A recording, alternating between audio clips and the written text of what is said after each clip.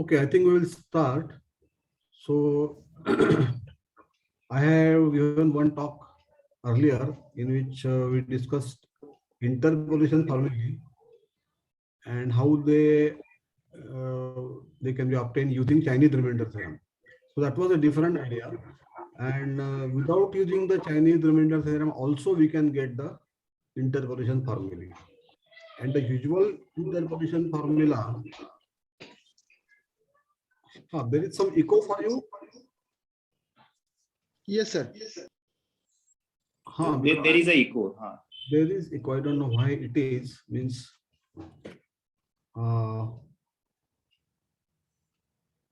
okay, let us see. I think now it is not there. Yeah, now it's gone. It is gone. Now it's gone. That's good. So we have seen. So we study usually vector spaces in linear algebra, and we have different bases for a vector space. And last time we considered polynomials of degree less than equal to n, and they form a vector space Vn, and dimension of this vector space is n plus 1. And we have usual basis like 1x, x square, etc. Another basis can be 1a plus x, b plus cx square, and so on. So the different bases are possible. And we have seen in the case of Lagrange interpolation formula, a basis consisting of Lagrange polynomials. So these are the polynomials, product x minus xj, j not equal to I. So these polynomials for I equal to 0 to n plus 1 polynomials we get, and they actually form a basis. One can check that. And then every polynomial of degree less than equal to n, we can write as a combination of these Lagrange polynomials. And we can also modify this polynomial by dividing by the value of this at x equal to xi. So Li, we define Li of x as product of x minus xj j not equal to I divided by product xi minus xj j not equal to I. So we are multiplying the polynomial by a constant. The denominator is a constant actually. So that is also a basis. And if you take this modified basis, then we get a polynomial which takes value yi at x equal to xi. So these coefficients, when you write fx in terms of the basis elements Lix, the coefficients are scalars. They are elements of the field of real numbers. And you get fx equal to summation yi Lix. These yi are uniquely determined, and polynomial is uniquely determined as long as its degree is less than equal to n. Now, in the case of Hermite interpolation, we have seen another basis, and that basis consists of the squares of these Lix. And Li square x, these are again n plus 1 polynomials. And then we also consider x minus xi times Lix. So some polynomials are of even degree, some are of odd degree, and both are again together 2n plus 2 polynomials. And these actually give you some interesting application that we saw last time, that if you want a curve passing through xi yi, and it should have given tangent directions, that is tan theta or slope of the curve y equal to fx at the point xi yi. So then the basis is like this. Lix now, modified Lix is square of the original Lix for Lagrange. And then we also consider n plus 1 polynomials of the type x minus xi into Lix. So these are polynomials of degree 2n plus 1. And these are of degree 2n because here we are taking j not equal to I. J not equal to I is required there. So this answer is a polynomial of degree less than equal to 2n plus 1. And these again form a basis of the space of polynomials of degree less than equal to 2n plus 1. So different types of bases are used in different applications. That is, so for interpolation, Lagrange basis or Lagrange basis obtained from Lagrange polynomials, they are very useful. So that's why we study different bases for a vector space. And here, the application that we studied was that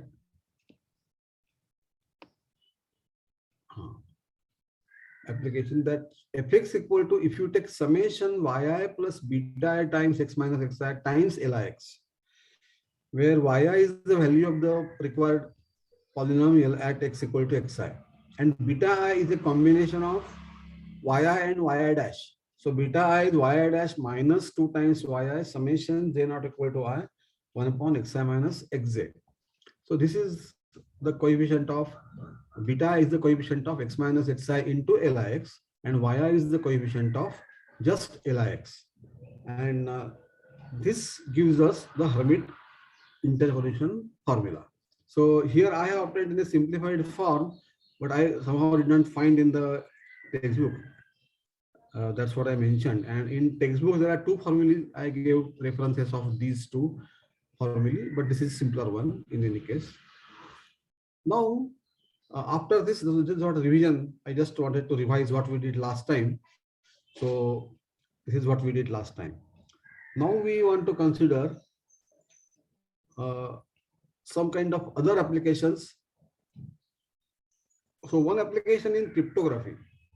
Cryptography, there are applications of number theory in cryptography, but here we are talking about linear algebra and applications. So we consider Hill cipher, and the idea here is that invertible matrices form a group. Now, the setup can be matrices over real numbers, matrices over complex numbers, but you can as well consider matrices over some ring like Z6, Z100. These are not actually fields. So ZP is a field if P is a prime number. But if I take Z26, for example, then that is a ring, commutative ring with unity, but it is not a field. So in that case, also you can consider matrices. But the only thing is that if you want to invert a matrix, what happens? You can multiply two matrices in the usual way. That is, M by N matrix can be multiplied with N by P matrix and so on. But if you want to invert, now the earlier rule for inversion is a matrix is invertible provided the determinant is not equal to 0. So here, not equal to 0 means what? The determinant itself is invertible. What happens is when you have a field, like the field of real numbers, complex numbers, or rational numbers, there every non-zero element is invertible. Now, when you take a ring and you take a matrix over a ring, not every non-zero element in the ring is invertible in that ring. For example, if I take Z6, now Z6, the elements are 0, 1, 2, 3, 4, 5, and 3 is invertible or not. So you see that 3 is not invertible, 2 is not invertible. You see 3 into anything if you take, you cannot get 1. But if I take 5, 5 is like minus 1 actually, modulo 6. And module minus 1 has inverse minus 1. So 5 has inverse 5. So 5 is invertible, 1 is invertible, but other elements are not invertible in Z6. So if I take a matrix over Z6 and its determinant is either 1 or 5, then that matrix will be invertible. But if the determinant is 2 or 4 or 3, like that, then, or of course 0, then it will not be invertible. So if you want to use modular arithmetic, then you have to be careful when you invert matrices, that you require the determinant of the matrix to be an invertible element of that ring which you are considering. So now in Hill cipher, what they do, you first of all convert these A, B, C, D, etc., these elements as 0, 1, 2, and so on. This is one way of associating numbers with the characters. Other way is ASCII code. You can also use ASCII code. And there are 3-digit numbers associated to letters, then question mark, full stop, space, all these characters are represented by 3-digit numbers in ASCII code. So here for illustration, we are taking only A to Z as the letters, and we are not taking other characters like full stop, question mark, exclamation mark, and so on. So suppose our message is no action, that we are not to take any action. So this is a message in the war, and then we want to convert it in a secret message. So earlier the method was like shifting the letters, like A becomes A plus 3 means D, B becomes B plus 3, that means E, like that. So there was a shift of 3 letters or shift of 7 letters. Such trick was done for uh, giving a secret message. But then what happens that there are loopholes in this. People were able to find out the original message immediately by using some small tricks. So people wanted different methods, new methods. So one method was permutation cipher.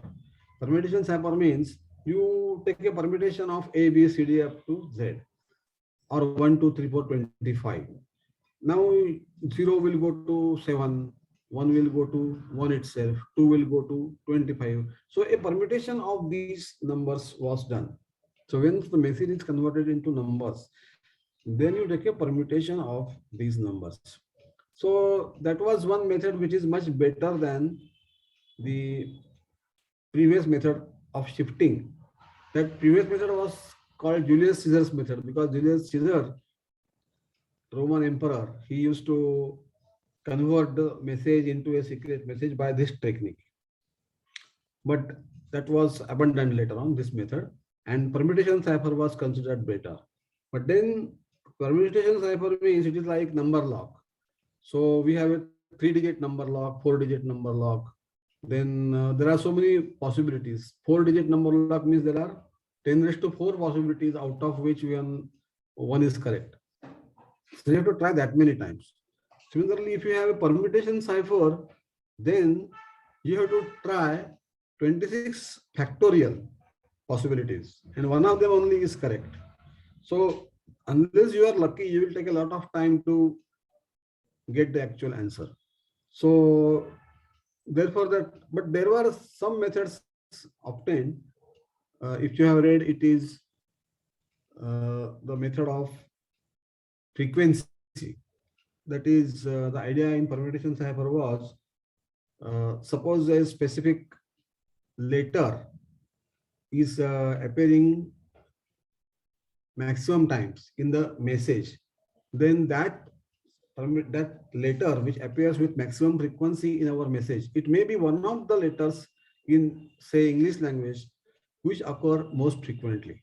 For example, in English language, E is appearing with maximum frequency. Then that letter may be E, is a possibility. So like that, we make some guesses. In English language, you do not see that the letter X is appearing with good frequency. Its frequency is less than 1 actually. J also has frequency less than 1. So like that, if some letters are appearing in our message with very small frequency, then they may be one of these letters, X, J, etc. So such clues we get, and from that we are able to decipher, because like you solve some crossword puzzle, that kind of idea is used to decipher a secret message which is written using permutation cipher. So that was also abandoned later on. Usually when there is any encryption method decided, then people also try to find loopholes. It is like finding loopholes in any new law. New law is created, there people find loopholes and try to, misuse it in some sense. So here also, people are finding some methods to overcome that secrecy obtained by any method of cryptography. So people try to get new methods. Now we study matrices and linear algebra, and at the undergraduate level we are teaching linear algebra. So this is an application. We use matrices and the idea of inverse of a matrix is used. So what we do here, you see, no action is the secret message because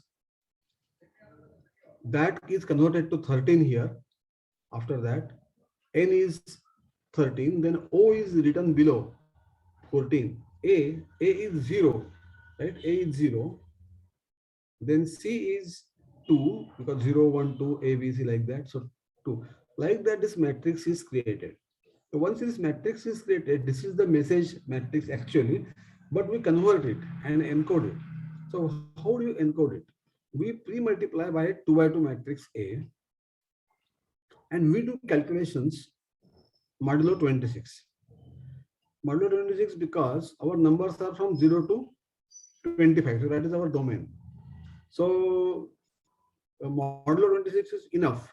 But if you have other symbols like exclamation mark or space character and so on, then you require to take a larger number than 26. So you may take 57 or some such number if you want to incorporate more and more characters in your message. So right now we are restricting to 26 characters, which are the letters themselves, A to Z. So therefore we take a 2 by 2 matrix. Now this 2 by 2 matrix is required to be invertible. And if it is not invertible, then we may fail to get the original message sometimes or many times in fact. So A is required to be invertible and inverse is mod 26. So here not only it is your usual inverse of matrices over real numbers, but it is inverse in the modular arithmetic. And that is therefore the requirement for existence of inverse is that the determinant should be a number between 0 and 25, which is invertible number. Now, invertible numbers mod 26, they are nothing but numbers which are relatively prime to 26. For example, 1 is relatively prime, but 2 is not. 3 is relatively prime, 4 is not. 5 is relatively prime, 6 is not.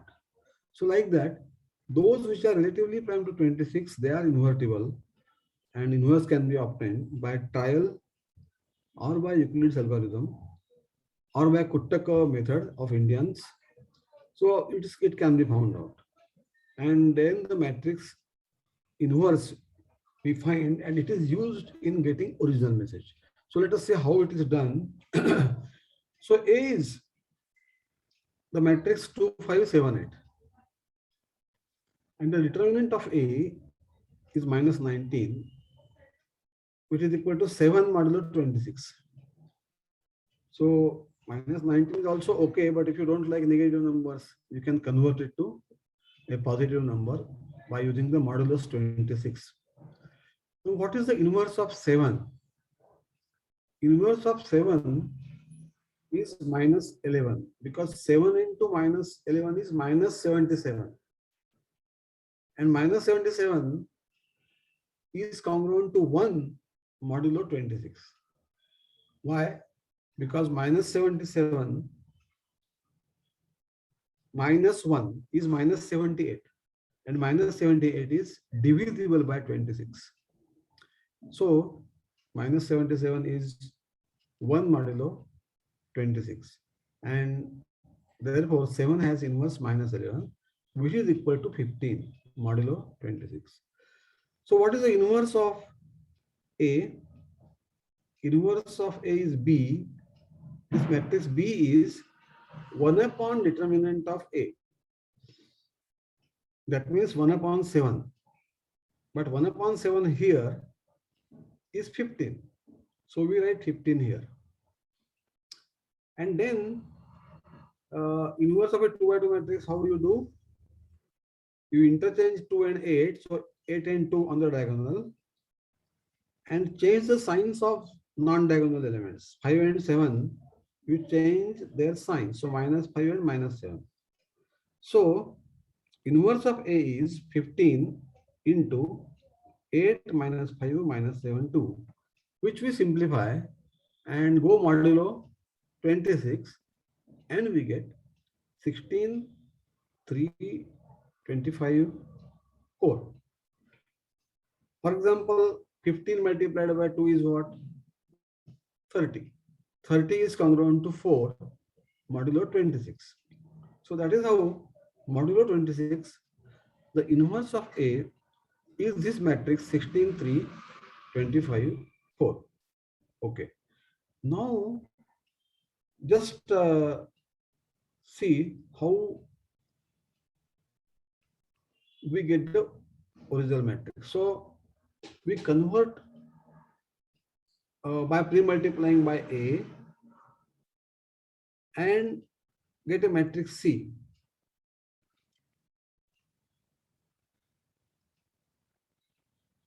So yes, so that calculation you can do. Now, once that matrix C is, let me see, B into C, C is here, and I think that it's P is the original matrix, yeah. So maybe you can just do the calculations and you can find out. So the idea I'll just explain again that P is the matrix. We are pre-multiplying by A and get a matrix C. This is the new matrix. And then from this encrypted message, you want to get the original matrix. So what you do, you multiply by A inverse. So A inverse A into B, that is A inverse into C. And A inverse A. So A inverse means our matrix B that we have obtained, B equal to inverse of A. So we are actually calculating BAP, and AP is C, so it is BC, and BC is, it comes out to be our original matrix P. And once you get the original matrix P, you arrange the entries as 13, 14, 0, 2, etc. That is, the first column is 13, 14, second column is 0, 2, and so on. And then you get this 13 means N, 14 means O, 0 means A, and so on. So you get no action as the original message. So Hill obtained this new Hill cipher at that time. When so here, you know, there are many ways of confusing people. Your message is converted into a 2 by 4 matrix, right? But you can as well convert it into a 3 by 3 matrix, isn't it? Because 3 by 3 matrix has 9 elements. And we have 8 elements only. But we can keep some dummy number there as the last element, which is not actually used. So you convert it into a 3 by 3 matrix. Then you pre-multiply by a 3 by 3 matrix, which is invertible. And then get the original message by multiplying by inverse of that 3 by 3 matrix. So there are many ways of confusing this. You can always change the size of the matrix, and you can take arbitrary invertible matrix A and get the work done. So that's why this Hill cipher was very popular, because there are many ways of encrypting and different size matrices. You can even use a 100 by 100 matrix unnecessarily, but it is possible. If you want to confuse people, then you can do that. So put some dummy elements there which are not useful actually, and you can get that. So this is the Hill cipher. After this Hill cipher, again people found some flaws, and then people are now using the RSA cryptography. So when you do online banking or you go to a ATM machine and type your 4-digit number, so that is the microprocessor there converts this into a 200-digit number, which goes to the bank, and bank converts that to the original 4-digit password of yours, and then recognizes that the same person is there, because identification of the debit card is already there. So all that matches, and then you are allowed to take out money from the ATM machine. So for that, RSA crypto system is used, which we are not discussing here. So because we want to just see how the linear algebra is used, so matrix theory is useful. So whatever we study has direct applications. Of course, Google matrix is there. You use matrix theory there also, but already I think that lecture on Google matrix is it has taken place, so I don't have to discuss that. But I will now discuss error correcting codes, an example of that, how matrices are used there also, and just as a basic illustration, how digital root is used for detection of an error in addition or multiplication. So, for example, you want to add 2, 4, 5, 8 and 7, 8, 9, 3. And the sum comes out to be 10251. Okay. Now you want to check whether this is correct or not. So especially this is useful when many numbers are added, or you take a multiplication of very large numbers, then it is very useful. So find the digital root of the first number. 2 plus 4 is 6, 6 plus 5 is 11. 11 means 1 plus 1, 2. 8 plus 2 is 10. And 10 means 1 plus 0, that is 1. So 1 is a digital root. Similarly, 7, 8, 9, 3, digital root is 9. This is called as method of casting out nines. Whenever you get 9, you forget that 9 equal to 0. So this 9 you forget. 8 plus 3, 11. Again, forget 9 from that. 2 is remaining. 7 plus 2 is 9. So you can even call it as 0, no problem. Now, if you take the sum 10251, take the digital root of this, and that comes out to be 9. Now you are having a problem. 1 plus 9, the sum of these two numbers is 10, and that digital root is 1. But here the digital root is 9. So there is a mistake. Somewhere there is a mistake, and this is not the correct answer. So the error is detected. It is not corrected here. But you want to not only detect the error in the addition or multiplication or any such arithmetic operation, but we also want to correct the error. So how it is done? And this is the theory of error correcting codes. So when some message is sent to the Earth from Jupiter or Mars, whether you have a space voyage, so we are going to moon and sending message from there like that. So in that case, the messages are not sent as they are because there is a possibility of some error when the message is sent and it is received. There may be an error when it is received. So just as here we have used the idea of casting out nines or the idea of digital root. Similarly, you do some additional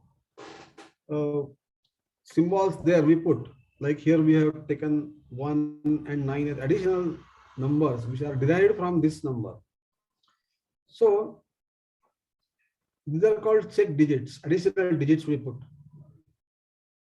And then these additional digits are useful to actually detect the error and correct the error also.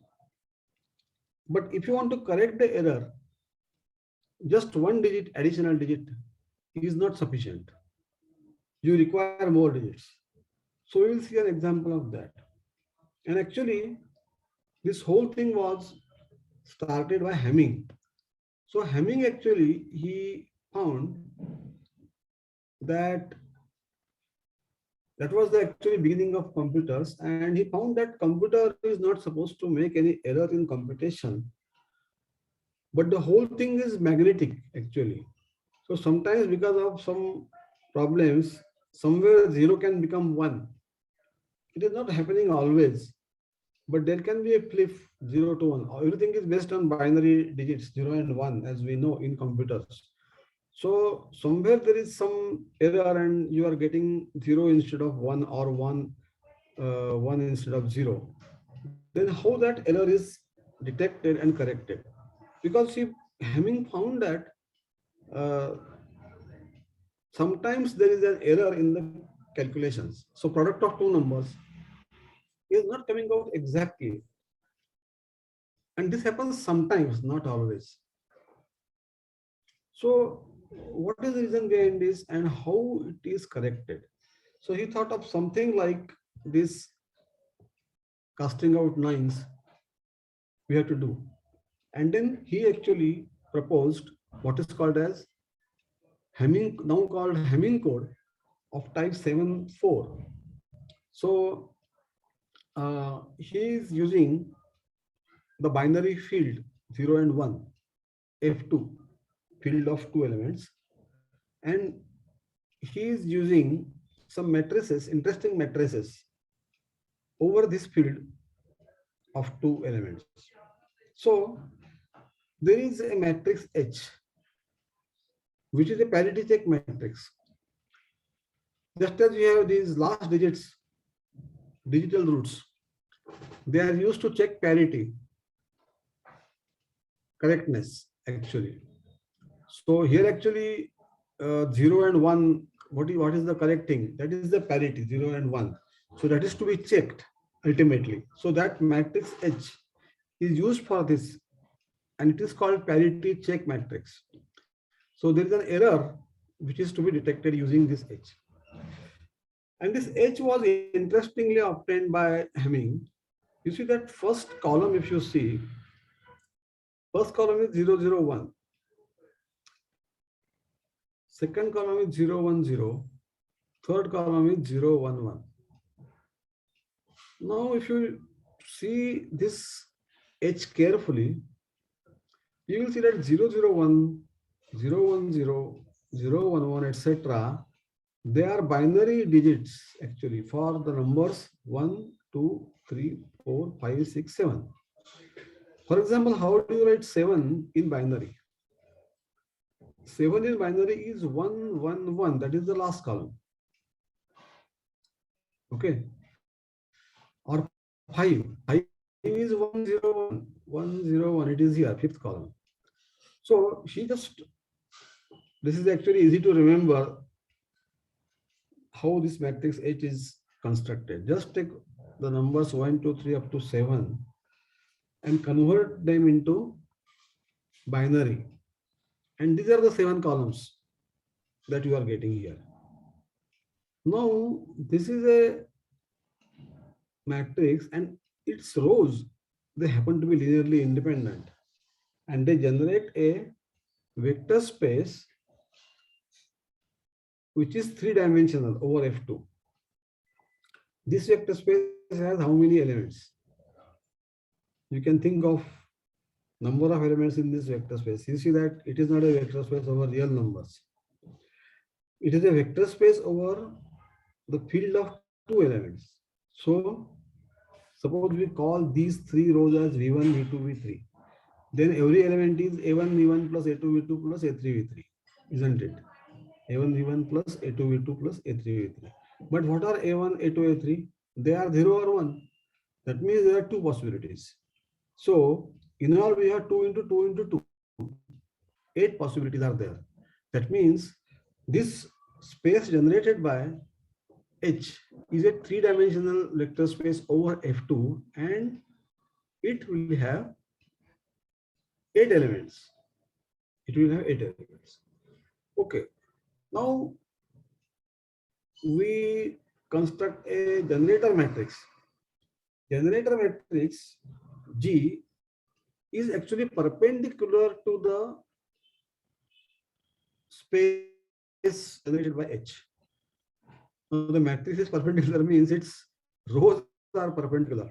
So if you look at the first row of this matrix, 1, 1, 1, 0, 0, 0, 0, take the dot product of first row with the first here in H, you will get 0. First row and second row of H, dot product is 0, you can check easily. First row of G and third row of H, dot product is again 0. That means first vector of G or first row of the matrix G is orthogonal to all the three vectors in H. That means they generate a vector space, and not only our first vector in G is orthogonal to these three row vectors of H, but orthogonal to the vector space generated by these three. Similarly, second row, third row, fourth row of G, they are all orthogonal to this.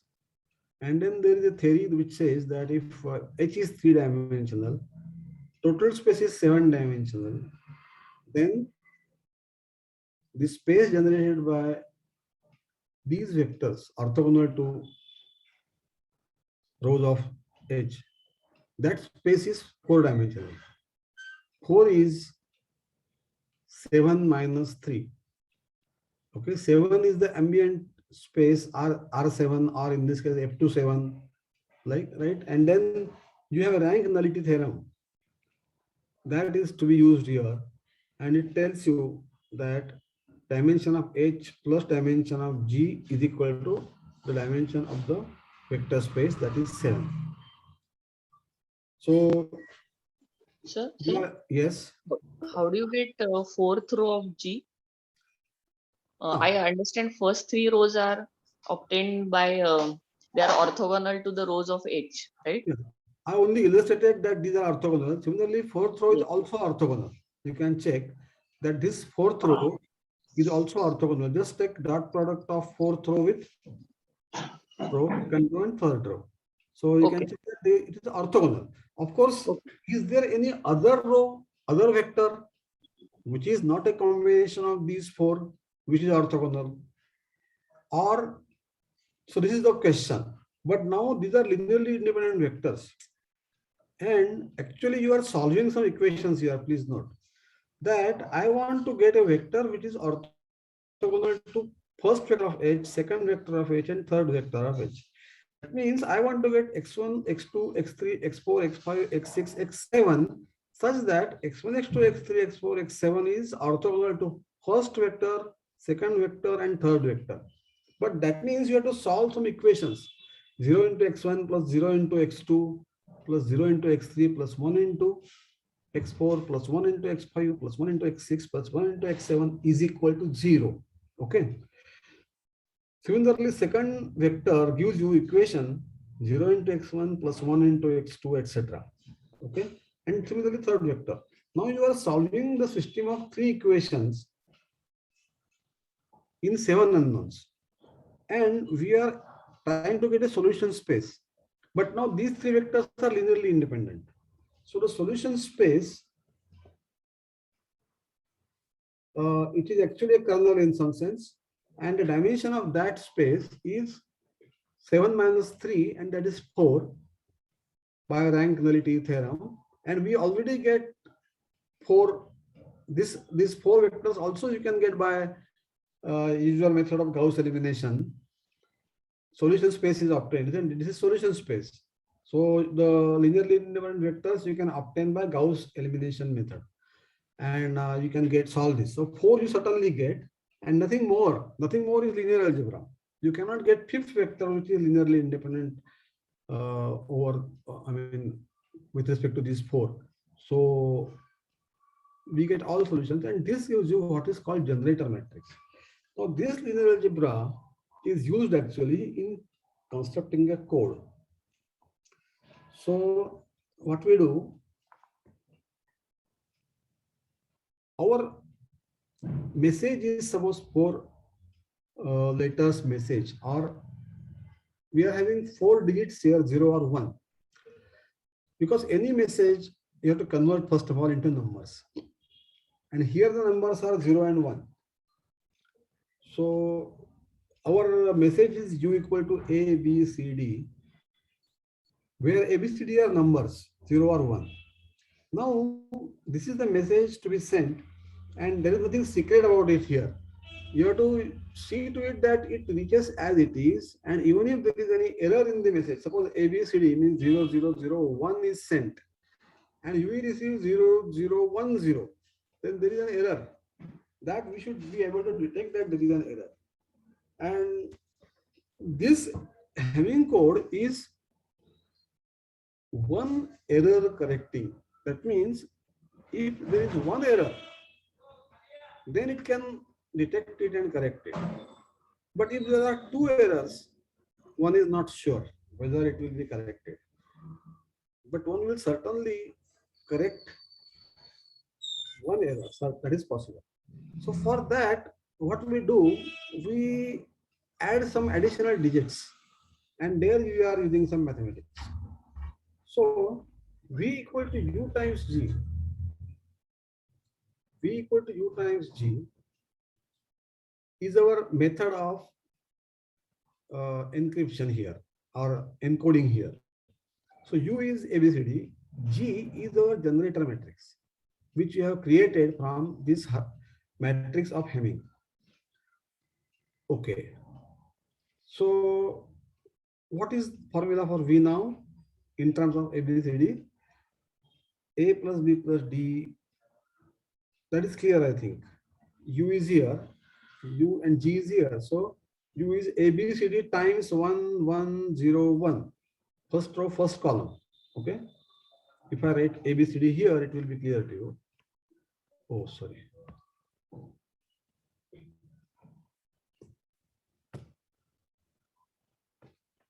We can write. So ABCD, suppose I write here. Now ABCD times G. So you can see first row, first column.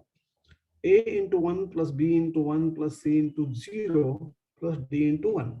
That means A plus B plus D. Okay. Similarly, first row, second column, you will get A plus B plus C plus D. Then A itself will be there as it is. No change. Because third column is 1, 0, 0, 0. That's why. Similarly, you get B plus C plus D, B, C, and D. And this is of length 7 because row vector is 1 by 4. This is 4 by 7. So product is 1 by 7. So you get a vector of length 7. Okay. Now note that A, B, C, D. These original message numbers are in the third place, fifth place, sixth place, and seventh place. So if you know the code word, you can immediately get the original message. This is the advantage here in Hamming code, that you immediately get from this code word the original message. So message is converted into code word. Now when it is sent, so suppose ABCD is sent from Mars and we get on Earth this 7 length message. Now original thing is ABCD, but there may be an error and there may be one error. Suppose this B is 1, then it becomes 0. How will you know that there is a mistake here? So the message may not be received as it is, and we try to correct it. And how do you correct it? So what happens is our code word, this code word is U times G. Do you see that U times G is a linear combination of these 4 vectors? It is a linear combination of these 4 vectors. It is A times the first vector plus B times second plus C times third plus D times the fourth vector. So U times G is a linear combination of these 4 vectors. And therefore it is in the vector space generated by these 4 vectors. And therefore it is orthogonal to all these 3 vectors of H. 3 row vectors coming from H. Our code word U times G, that means V, is a vector in this space generated by this generator matrix. And it has to be orthogonal to vectors in H. So how error is detected? If our received vector is not orthogonal to any of these vectors in H, then there is an error. Okay, there is an error. So to know the error, we find out what is called as the syndrome. Syndrome means you are taking dot product of received vector with all the vectors in H, all the row vectors in H. That is called a syndrome. So let us see how it is done. Syndrome. Syndrome means W times H dash. W is received word and you take three dot products. Three dot products. W H dash. H dash means transpose of H. And when you take this transpose, W is actually this received thing. So 1 by 7. W is 1 by 7. And transpose is, see, H is 3 by 7. So transpose is 7 by 3. So the product is 1 by 7, 7 by 3 means 1 by 3. So it is a row vector. Syndrome is row vector. And what is the calculation? You are taking three dot products. If any of the dot products is non-zero, that shows there is an error. And we expect that it is correct provided all these things dot products are actually zero. So syndrome tells us whether there is an error or not. So there is only one error. So W into H dash, this is theory actually. Suppose there is V H dash plus E H dash. Means there is an error E, error vector. Error vector is actually 100 or 010 or 001. Isn't it? Because there is error at only one place. We are not assuming there is error at two places, because two errors are to be corrected. You require much more, many actually additional symbols are required. Here we are adding three symbols more. So, okay. So what is WH dash? It is exactly jth row of H dash.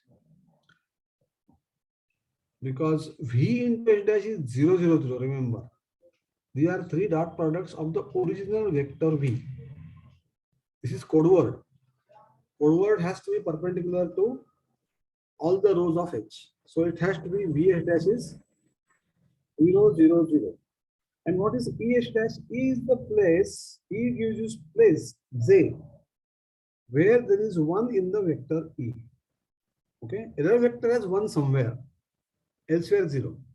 So Zth row, if error vector has 1 in the Zth place, then E H dash is exactly the Zth row of H dash. And it's a vector of length 3. It is called the syndrome of W. It is called the syndrome of W. So syndrome of W is an important concept. It is just the collection of three dot products. And if all dot products are 0, then our received vector is perpendicular to all the rows of Hamming matrix. But if it is non-zero, so we will see an example how it is done. So suppose U is ABCD. A is 1, B is 0, C is 0, D is 1. This is the original message word of length 4. Now we convert V like this. U times G, generator matrix, you are multiplying.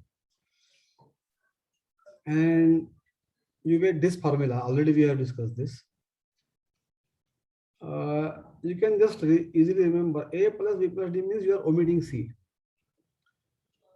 Omit B here and take the sum. From the sum only B is omitted. A as it is. Omit A. B as it is. C as it is. D as it is. So first omit C means 1 plus 0 plus 1. So that is 1 plus 1 is 0, remember, in F2. Now omit B. So 1 plus 0 plus 1 again 0. Then A means 1 right here. Then B plus C plus D means omit A. So 0 plus 0 plus 1, that is 1 you are writing here. So similarly this W is obtained. And W is a combination of the basis vectors of G.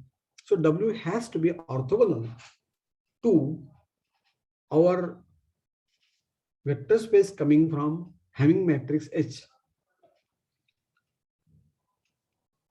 Now we find out dot products.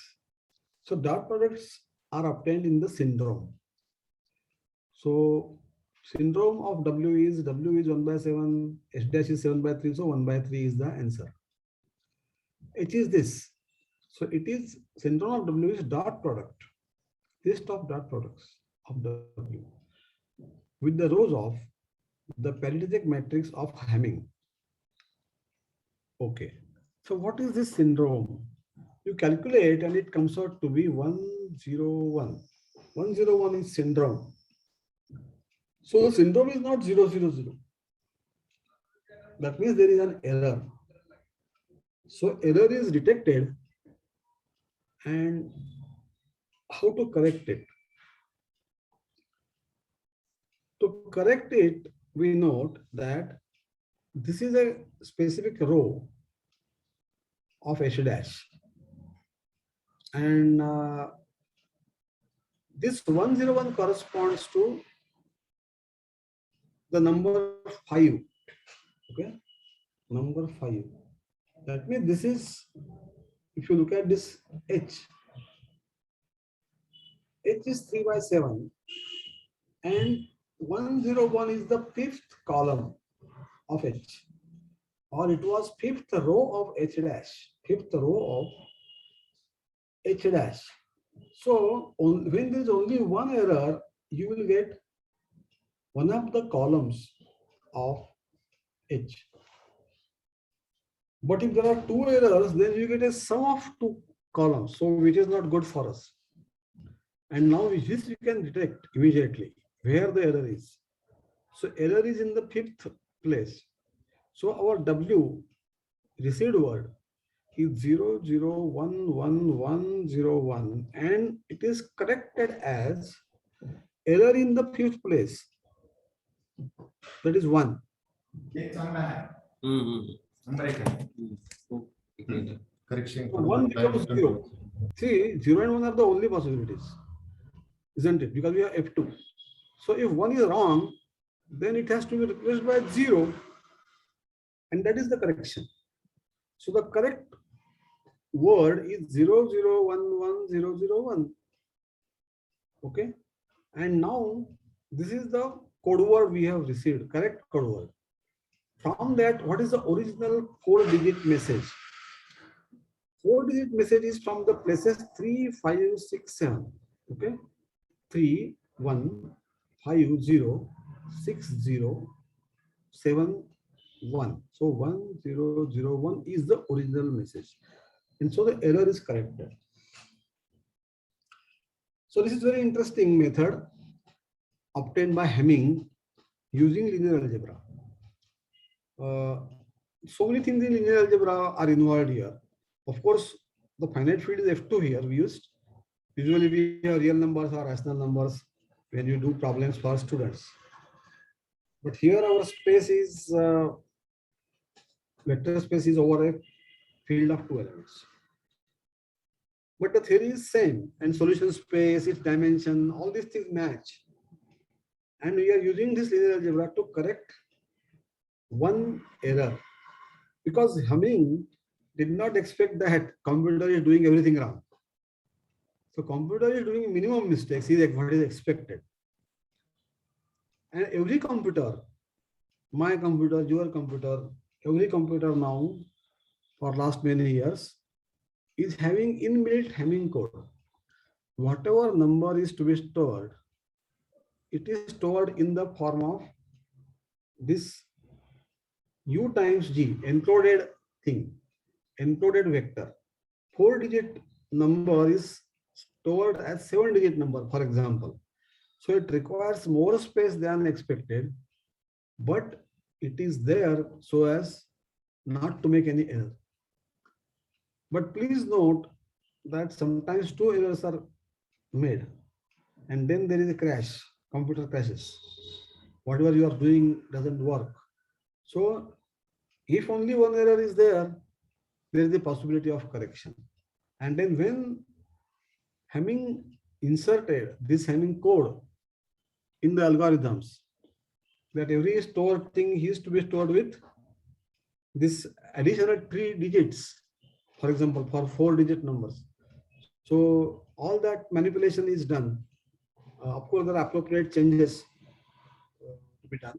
So for large numbers, what is to be done, all that is developed. But this is the basic thing on which everything is built. So you have got this idea of how in coding theory, the linear algebra that we have studied and we are teaching at the undergraduate level, that much is enough actually. Only the setup is that of finite fields instead of real numbers or complex numbers or rational numbers. So I hope this is one more application which you have understood, that one thing is Hill cipher for code for cryptography, Hamming code for coding and decoding we are using. Hamming code. Code means a vector, is not code means a vector space. Code is a word used for, in mathematical language, we are calling it as a vector space. So here we are using a code generated by the generator matrix, which is 4×7. So it's a 4-dimensional vector space here. It will have 2⁴ elements, 16 elements. Our vector space, our code words are in our vector space, and there are 16 possible code words. And every vector is becomes one of these. Okay, so this is the thing. Now Google search, I just wanted to give you an mention this example. Just as interpolation is one example and Google search is another example of this. So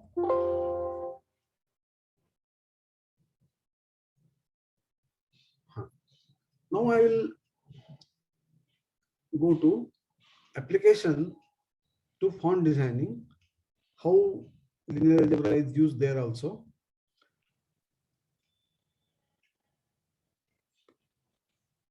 So I will go to that.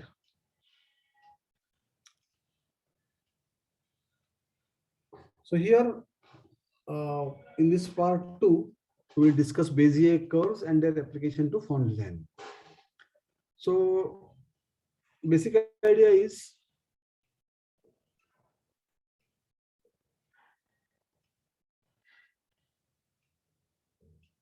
the following.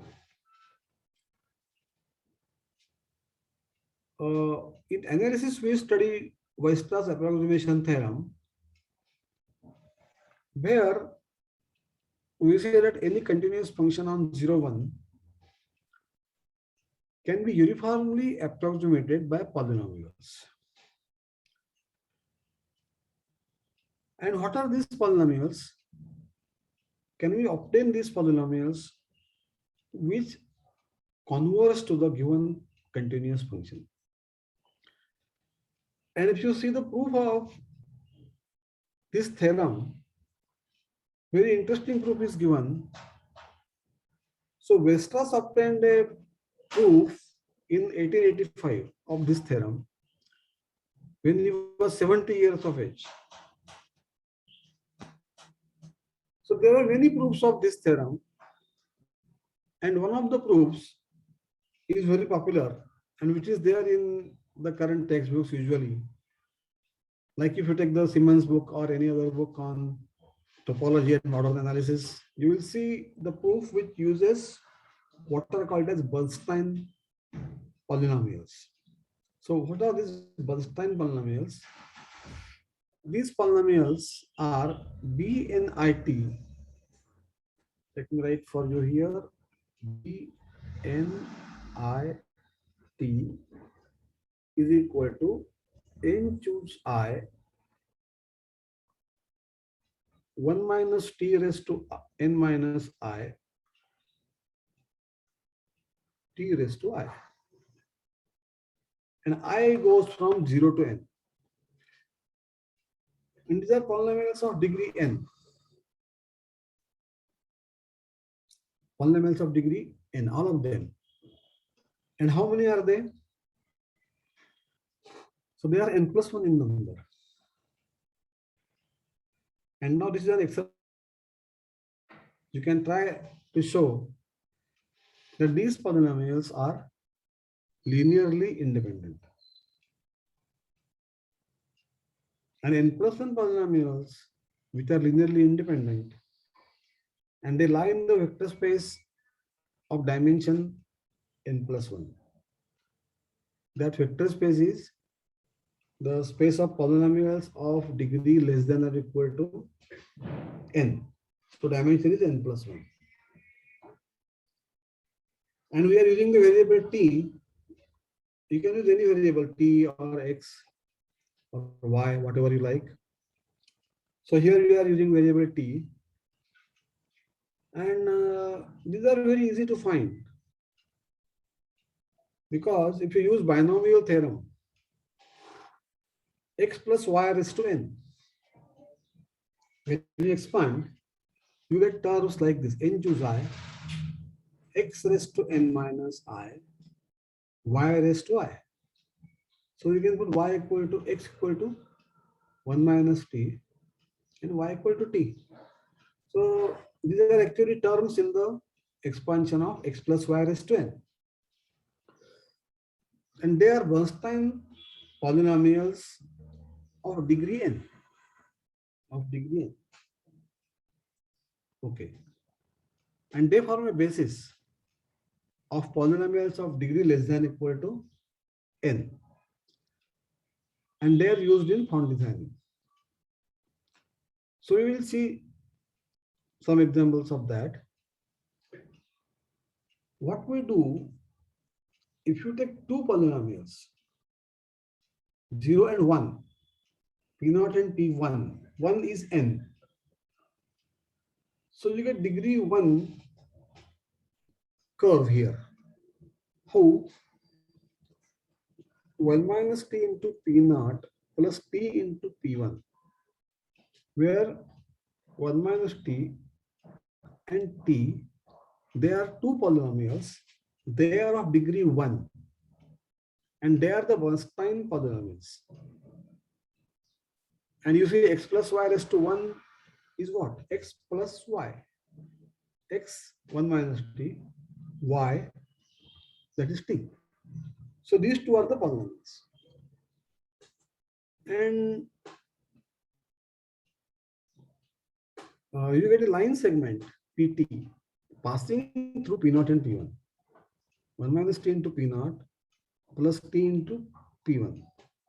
So if you take t belonging to 0, 1, you get a straight line segment by this formula. And this is internal division. At t belonging to 0, 1, p of t will be 1 minus t into P0 plus t into P1. And 1 minus t are polynomials, which are Bernstein polynomials. And these can be any 2 points in space, plane, space, higher dimension also. Same thing we can use. Degree 2 polynomials. You might have seen in Paintbrush. Anybody has seen Paintbrush application in Windows? It used to be there earlier. If you take 3 points, if you give 3 points to the computer, then the computer will draw immediately a curve like this, which passes through these 2 points, and it lies in the triangle obtained by these 3 points. It will not go outside the triangle. And the equation of this curve passing through these points, and it has direction towards this third point, middle point. These are end points, and this is middle point, somewhere in the middle, not exactly middle point. And this is the curve. So in the windows there used to be paintbrush. Still, it should be there somewhere. You can see it is this curve is automatically drawn by the computer. Once you take these 3 points, the curve is drawn. What is the equation of this curve? So this is your P0, P1, and P2. The equation of this curve is a parametric equation, Pt equal to 1 minus t square into P0 plus 2 into 1 minus t into t. Remember binomial coefficient 2 and xy, 2xy, x square, 2xy, y square. So 1 minus t square, 2 into 1 minus t into t, and t square. These are the 3 Bernstein polynomials.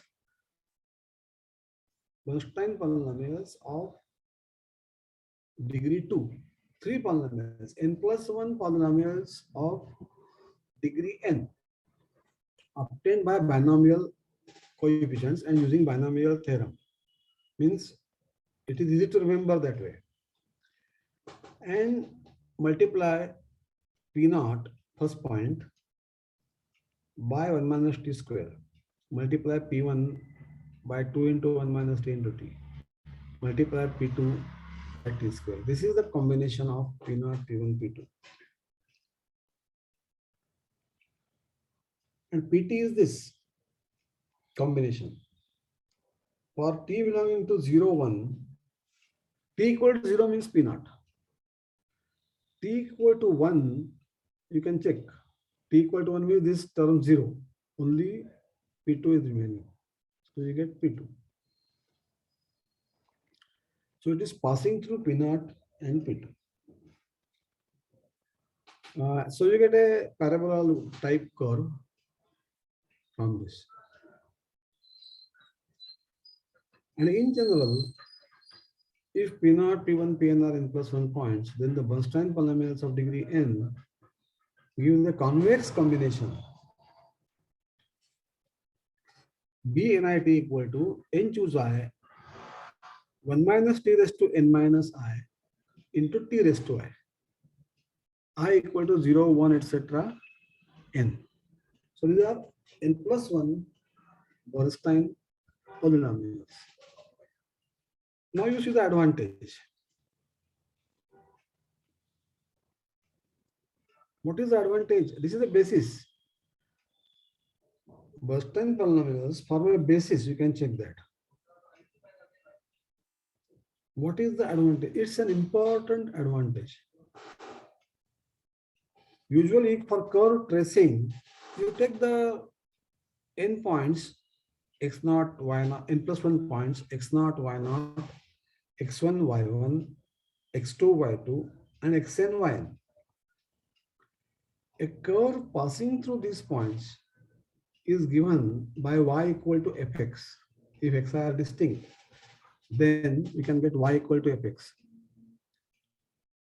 And this is possible by using Lagrange interpolation formula, isn't it? Lagrange interpolation formula gives us a curve passing through xi y, provided xi are distinct points. Now you get this curve very easily, but computer scientists do not recommend Lagrange interpolation formula. Why? The reason is, if I take 3 points on the computer screen, If I take 3 points on the computer screen and I use Lagrange interpolation formula, then the curve that we get, will it lie on the computer screen completely? Will it be lying on the computer screen? No, people found out, and you can easily find that some part of the curve may go outside the screen. And then people may not understand what's going on. So computer scientists suggested that instead of using the basis 1t, t square, etc., or the basis LI Lagrange basis, we should use Bernstein basis. The advantage of Bernstein basis is that if you take all these quantities are non-negative. See, what is PT? For any t between 0 and 1, PT is summation BNIT into PI. So PI are the points and BNIT are coefficients. They are non-negative coefficients. Please note, BNIT are non-negative whenever t belongs to 0, 1. Okay, t belongs to 0, 1, then they are non-negative. Not only that, what is the sum of all BNIT? Sum of all these n plus 1 numbers for any t between 0 and 1, sum is given by binomial theorem. The sum will be 1 minus t plus t raised to n, isn't it? Sum will be 1 minus t plus t raised to n. And what is 1 minus t? 1 minus t plus t raised to n. What is that? It is exactly 1. That means you get a combination of P0, P1, P2, Pn, which is a convex combination. That means the sum, all the terms are non-negative, coefficients are non-negative, and sum of the coefficients is 1. Such a combination is called convex combination. It is called convex combination. The property of a convex combination is that any such point Pt for t between 0 and 1 lies in the convex hull of P0, P1 up to Pn. But now you see P0, P1, Pn are on the computer screen. So the convex hull is completely lying on the computer screen. And any point Pt is also on the computer screen. You are not going out of the computer screen for any point on the curve Pt for t belonging to 0, 1, close interval 0, 1. This is a very important point.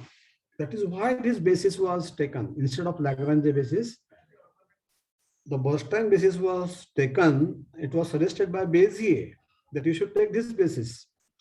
And he understood the importance of this property. And he used this curve Pt in computer-aided geometry design. And this is called as Bézier curve of degree n. So Bézier curve means what? It is given by this formula, that's all. Pt is summation BNIT Pi. Now you will see how it is done.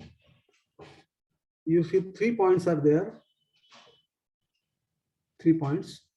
The curve looks like this. This is paintbrush curve. In the paintbrush software, you get this.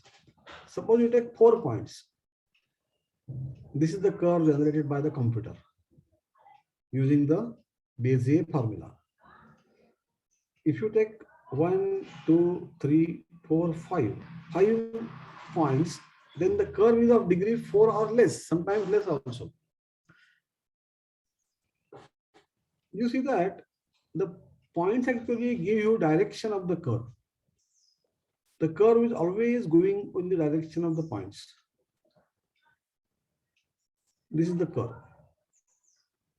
Even a designer can get the idea of the curve. how will the curve look like? The designer can get an idea.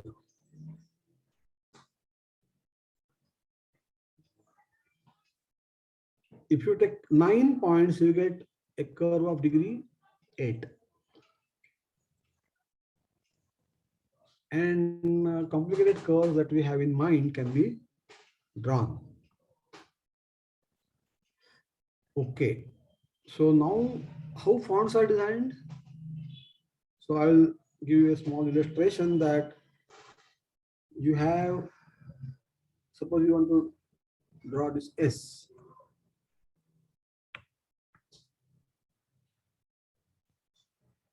Then you divide it into some parts, say 3 parts.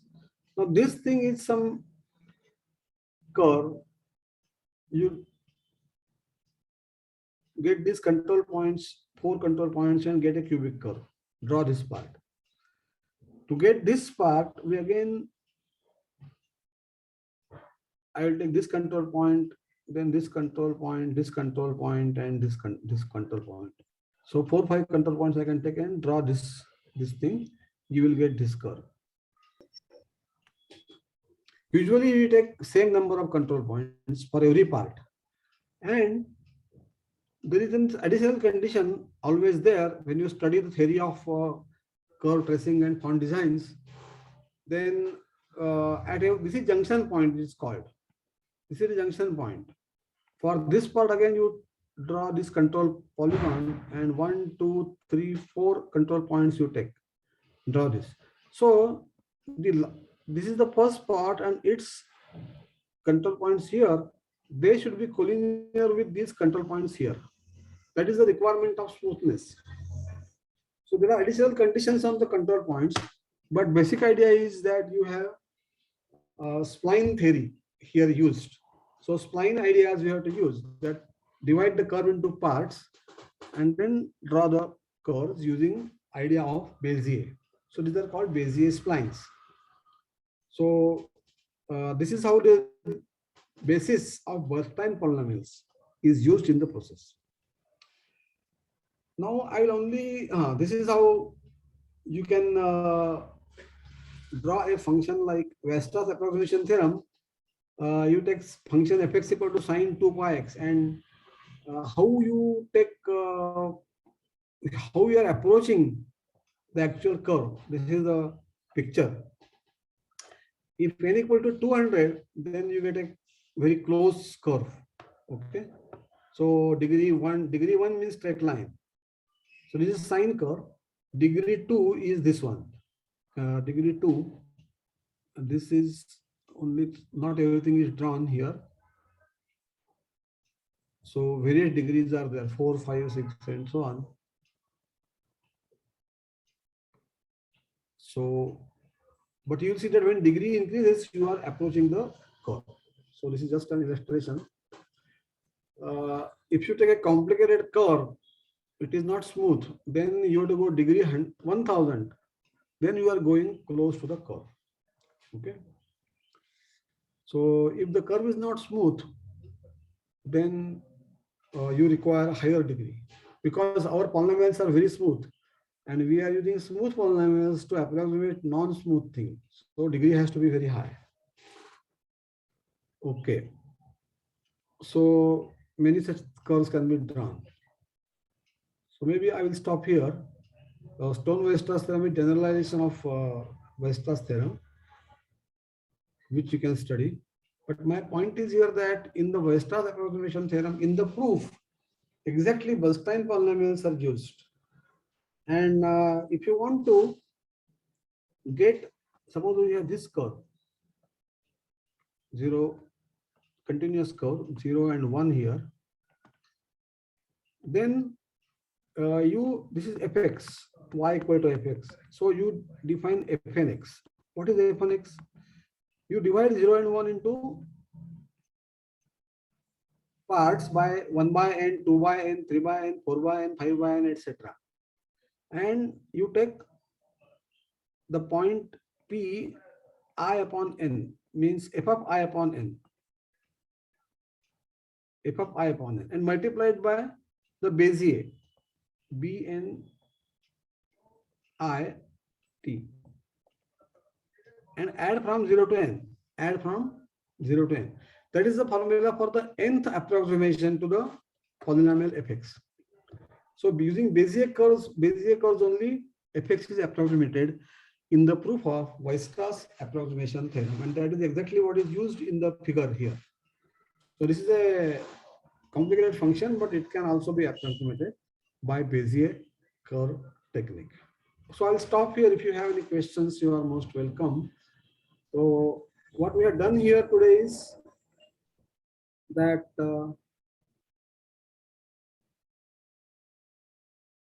we have seen 3 applications. I think I will stop sharing now. We have seen 3 applications. One was application to cryptography. One was application to coding theory. In coding theory, of course, we have 2 error, 3 error, 7 error, 100 error correcting codes. They are becoming more and more difficult, complicated. But for Hamming, it was enough to consider 1 error correcting codes. In the space voyages, people have used 3 error or 4 error correcting codes only. Because if the number of errors you want to correct that becomes larger, then your matrices become also larger. So it is not cheap actually. It is more time taking to do the calculations. So you have to decide actually how many errors you need to correct. And having decided that computer requires only 1 error correcting code. So that was one application. And third application we have seen is the application for font designing. So fonts are designed actually using Bezier curves. And the Bezier curves come from mathematics only. The Bezier curves, they come from one of the proofs of Weierstrass approximation theorem.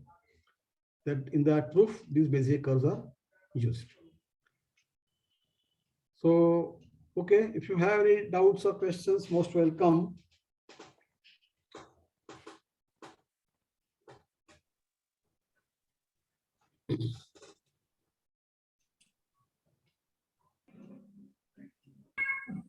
Thank you, Katre sir. Very nice lecture and very nice information this is.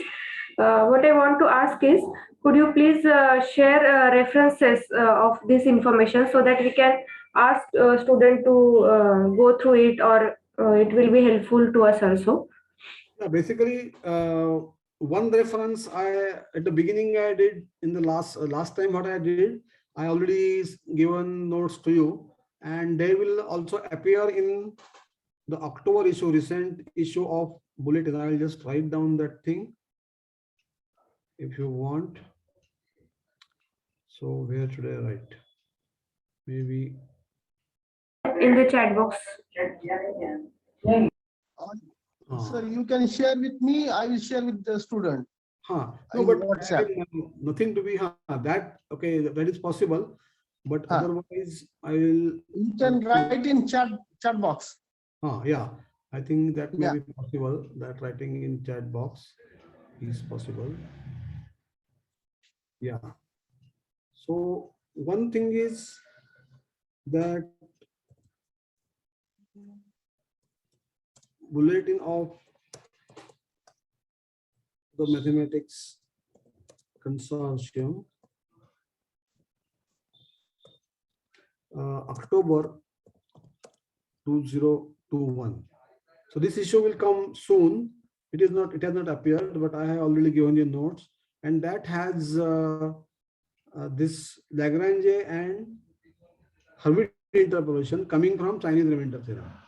So other articles for that, you can go to the site, the Math Consortium.in. The Math Consortium.in. From that site, you can get the various issues of Bulletin of Mathematics Consortium. These are very useful for students also. So you can tell them about this thing. Another thing is that Bezier curve thing I have told you, that is in our departmental library, there is a book by Farin, which is there. But not only that, there are many books on computer-aided geometric design, CAGD. Any book on CAGD will usually have Bezier curves. Our stress was on the fact that these first time polynomials form a basis which is useful for our students, because students learn vector space theory and they don't know what are the applications. But exactly this basis is very much used. That is what we are stressing here. In the Paris book, they may not stress this fact, but for us it is very important. Similarly, there is a book on coding theory.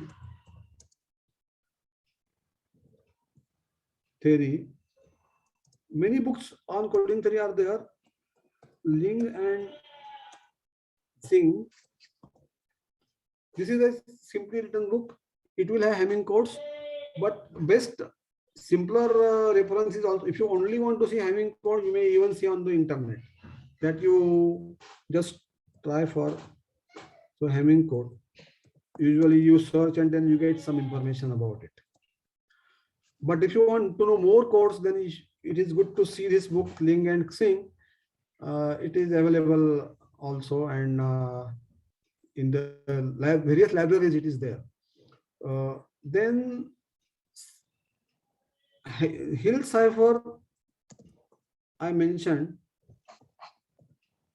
that uses usual matrix inversion and so on. All that theory we learn, and the idea is very simple, so you don't have to search anywhere for that. It is just multiply by and invert your matrix. It's a very simple idea. So inverse of that we can get easily, but it is only modular arithmetic to be used there. So I think this is also Hill cipher. You can just search on the internet, you'll get some information about Hill cipher. So I have just collected various applications of linear algebra, and you can tell these applications to the students, or you can ask the students also to lecture on various these things. Okay, so that's fine, I think. Thank you, sir. Yeah, most welcome. Okay, so I think I will leave now. Any more questions? No Sir, more. I want to ask one thing. Yeah. Sir, is this related to this thing or not? That is what I want to ask.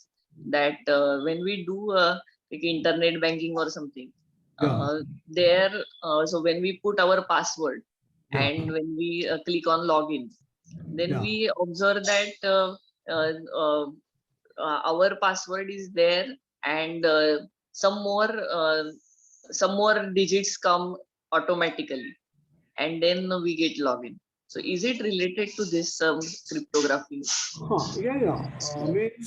Kind of increasing the so security. I have not seen what comes there, but as you say, I will check whether it something comes there also.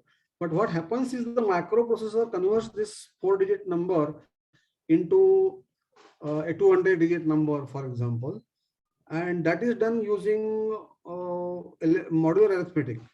So what they do is that we use the Euler's function there, and our message, suppose it is a small a equal to a 4-digit number, it is raised to kth power, some kth power, just like you pre-multiply by a matrix. Similarly, here it is raised to the kth power, where k is relatively prime to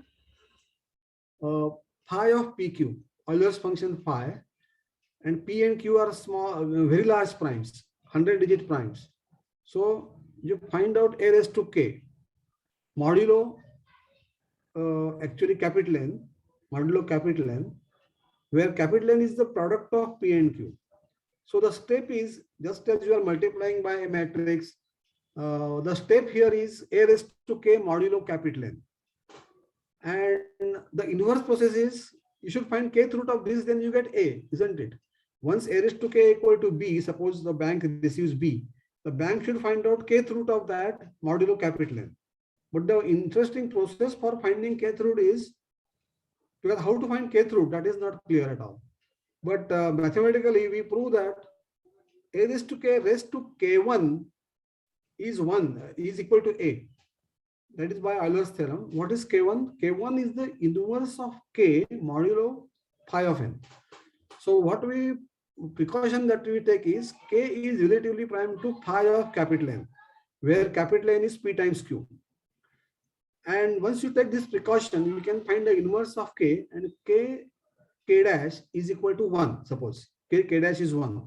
Then that k dash we use, and a raised to k dash happens to be equal to A. So from A we get B, and B raised to K dash is A, original message, 4-digit number. So bank gets A raised to K, it's a 200-digit number, but bank raises to K dash power and gets the original 4-digit number, small a. So that is what the process is. And in that process, the idea is, even if your converted number is intercepted, somebody gets that 200-digit number, it is impossible for that person to get the original message A. So there is a method for that. We are using large primes, P and Q, and all that takes care of this secrecy. So I am not explaining more about it, but you can again read any number theory book, like Elementary Number Theory by Burton, or a number theory by Niven and Zuckerman. Any of these books, so Burton or Niven and Zuckerman. These two books will give you information about this RSA cryptography. RSA cryptography.